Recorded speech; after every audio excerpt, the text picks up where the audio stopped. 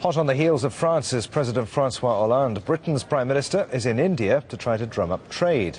He's taken some of the UK's biggest business leaders with him. David Cameron wants to double annual trade with India to some $35 billion.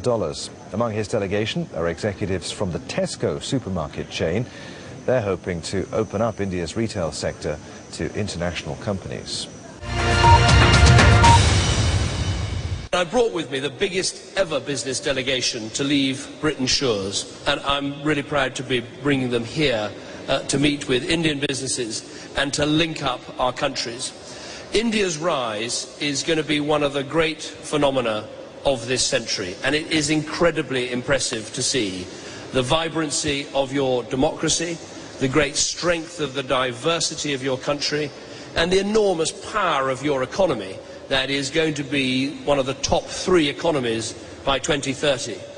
And that's why I'm here. Britain wants to be your partner of choice. We think there are huge ties, obviously, of history and language and culture and business, but we think we've only just started on the sort of partnership that we could build.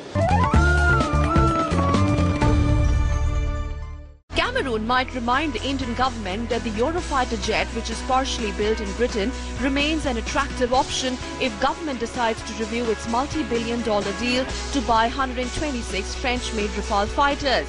Cameroon is also expected to lobby India to open up its economy to foreign investment to allow retailers such as Britain's Tesco to open outlets in India.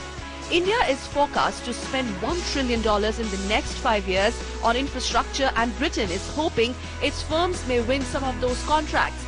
Cameroon is aiming to double trade between the two nations from $11.5 billion in 2010 to $23 billion in 2015. The dispute blew up earlier this month when tax authorities revalued by $2.7 billion a 2009 transaction by Shell with a wholly owned subsidiary, and claimed the tax payment was due could also be on the agenda. Cameroon is accompanied by a large business delegation, which is the biggest trade mission of its kind since the 1970s. Cameroon's visit to India is projected to be very fruitful, as not only Britain but entire Europe is struggling with financial crisis.